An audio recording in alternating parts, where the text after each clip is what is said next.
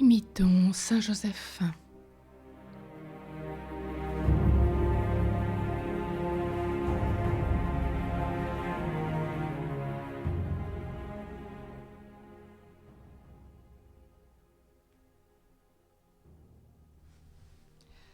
Saint Joseph, modèle de la joie que donne la bonne conscience. Saint Joseph nous rappelle qu'il faut nous réjouir sans cesse dans le Seigneur. Il dit comme Saint Paul dans son épître aux Philippiens, chapitre 4, cette formule tout-terrain. « Réjouissez-vous sans cesse dans le Seigneur, je vous le dis encore, réjouissez-vous. » Chassons loin de nous la tristesse, car elle en a fait mourir plusieurs, nous dit l'Ecclésiastique au chapitre 30, verset 24. De même que les vers rongent le bois et les vêtements, de même la tristesse ronge le cœur de l'homme. Proverbe 25, 20. Réjouissez-vous donc, car il n'est point de plus grand plaisir que la joie du cœur. Ecclésiastique 30, 16. Oui, Saint Joseph, c'est avec une bien vive émotion que nous entendons vos consolantes paroles, mais nous avons sur la conscience un poids, peut-être qui nous empêche de les goûter et de nous les appliquer. Nous offensons souvent Dieu, malgré nos résolutions et nos promesses. Nous nous traînons péniblement dans la voie des commandements du Seigneur, et nos chutes journalières nous découragent et parfois nous tiennent abattus.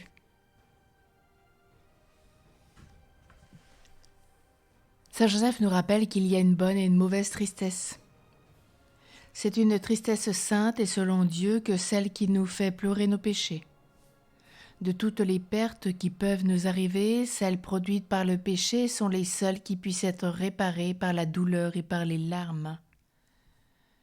Les larmes ne peuvent rendre les richesses à celui qui les a perdues, ni la santé aux malades, ni les jours de la jeunesse aux vieillards mourants, ni le fils enlevé à la fleur de l'âge à une mère désolée. Mais les pleurs d'une véritable componction peuvent faire recouvrer à une âme pécheresse les inappréciables trésors de la grâce céleste. Pleurons donc nos fautes, mais pleurons-les sans découragement. Car la tristesse qui est selon Dieu produit un repentir durable et utile au salut, nous rappelle saint Paul dans sa deuxième épître aux Corinthiens, chapitre 7, verset 10. Songez que Dieu est notre Père et le meilleur des pères. Si nous avons fait une chute, ne restons pas à terre, nous traînant dans la fange, mais relevons-nous aussitôt. Relevons-nous aussitôt, et allons nous jeter dans les bras du Dieu des miséricordes. Psaume 102, versets 13 et 14. De même qu'un père a pitié de ses enfants, de même le Seigneur a compassion de ceux qui le craignent. Il sait de quel limon il nous a formés, et il n'a pas oublié que nous sommes cendres et poussière. Hâtons-nous donc de recouvrer la douce paix de la conscience, appliquons-nous à la conserver, car la mauvaise tristesse porte à l'ennui et au sommeil de l'âme. Psaume 118, 28. Le démon attend que l'homme coupable s'endorme à l'ombre du péché. Job 40, 16. Et quand les ténèbres de la tristesse sont répandues sur lui, il l'attaque par de nouvelles tentations. Si nous faisons le mal, le péché ne se tiendra-t-il pas aussitôt à notre porte? Genèse 4, 7. Et avec le péché, le chagrin, la honte, le remords. Et si nous faisons bien, nous serons toujours dans l'allégresse, car la lumière est faite pour le juste, et la joie pour ceux qui ont le cœur droit et pur. Psaume 106, 11. La bonne conscience dissipe les ténèbres de l'âme comme le soleil dissipe les nuages. La tristesse qui tombe dans une bonne conscience s'y éteint aussi facilement qu'une étincelle de feu qui tombe dans un grand lac. La bonne conscience est semblable au miel qui communique sa douceur aux choses les plus amères. Elle adoucit toutes les peines et toutes les amertumes de la vie. La sainte joie des enfants de Dieu est un effet de la grâce, et sa céleste présence dans l'âme fidèle est un gage de salut. Elle est un des fruits du Saint-Esprit. Galates 5, 22. Et comme le cachet de sa demeure et de ses abondantes bénédictions. Quand l'ange Raphaël salua Tobie, il ne lui dit rien autre chose que ces mots. Tobie 5, 11. Que la joie soit toujours avec vous. Nous faisons le même souhait, car Dieu est bon. Il ne veut pas être servi avec chagrin et répugnance, mais avec une bonne volonté, affection et joie. N'oublions jamais qu'il ne regarde pas tant ce que l'on fait que l'esprit avec lequel on le fait. Ne le servons donc pas comme un esclave sert un tyran, mais ayons pour lui les sentiments d'un bon enfant, pour le meilleur des pères. Par là, nous le ferons connaître et aimer des hommes qui ignorent la douceur de son joug et la suavité de sa loi. Par là, nous honorons Dieu, nous édifierons le prochain, nous ferons estimer la vertu, nous donnerons à nos œuvres plus de mérite et de perfection. Enfin, nous nous rendrons la persévérance plus facile. Et nous arriverons d'un pas plus ferme et plus généreux à ce jour, le plus décisif de tous nos jours, où nous entendrons, nous l'espérons, ces paroles de bénédiction. Matthieu 23, 25. Bon et fidèle serviteur, entre dans la joie de ton maître. Oh oui, quelle douce paix, quelle sérénité, quelle joie sainte régnait dans le cœur du glorieux Saint Joseph.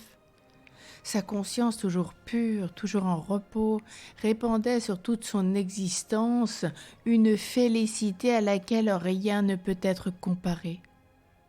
Jamais, même dans les épreuves les plus délicates et les plus difficiles, il ne témoigna le plus léger mouvement d'humeur ou de sombre tristesse.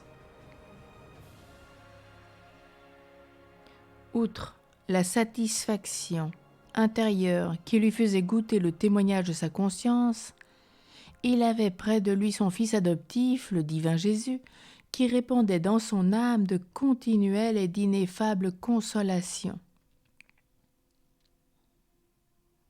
Et nous aussi, nous avons près de nous le divin consolateur, l'aimable Jésus, qui est toujours disposé à verser dans nos cœurs le baume de sa grâce et la douceur de ses communications.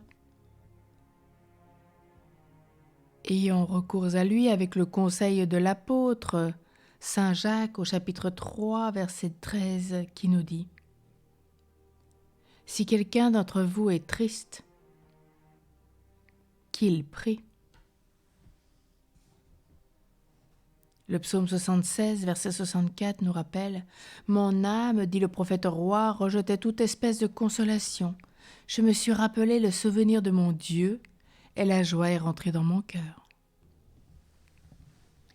Quand le démon de la tristesse jette autour de nous ses filets ténébreux, imitons Saint Joseph, portons un regard d'amour sur Jésus, la lumière du ciel et de la terre. Il nous éclairera, il nous réjouira, il nous guidera jusqu'au port de la bienheureuse éternité.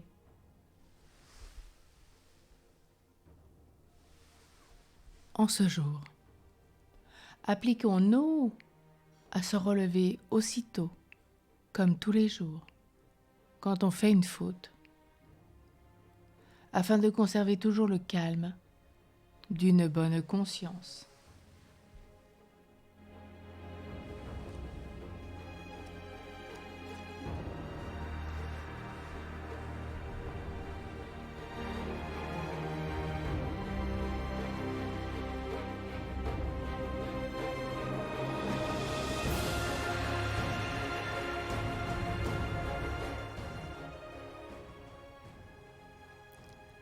Joseph consolateur, compatissant, solidaire de notre condition humaine. Toi que la joie donnait bonne conscience en toutes choses. Avec Marie et Jésus, tu as fait l'expérience de la faim, de la violence, de l'exil. Tu refusais la vengeance, tu choisissais la miséricorde. Ton pardon brise toute violence, toute haine. À cause de ta bonté, Dieu garde l'espérance en notre humanité. Joie pour nous, car le royaume des cieux est notre héritage. Toi, tu as entendu, bon et fidèle serviteur, entre dans la joie de ton Maître. Intercède pour nous, pour qu'il en soit de même, que nous ayons à cœur de nous mettre en route et docile à ta grâce. Ouvre nos mains consolatrices lors de guerres comme en ce moment, où 2/3 des pays de notre terre sont en guerre. Viens bénir ceux qui vivent dans la famine ou l'exil. 2/3 de l'humanité aujourd'hui le vit. Éloignons de nous l'esprit de victime, l'esprit de tristesse,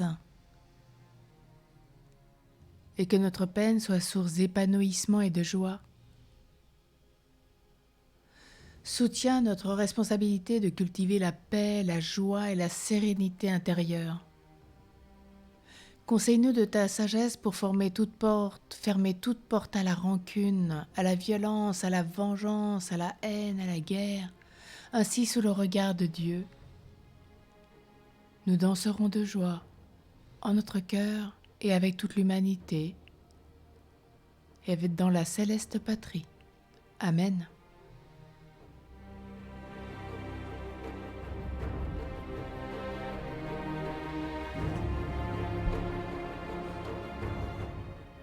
Saint Joseph, modèle de l'homme qui donne de la joie, qui donne bonne conscience.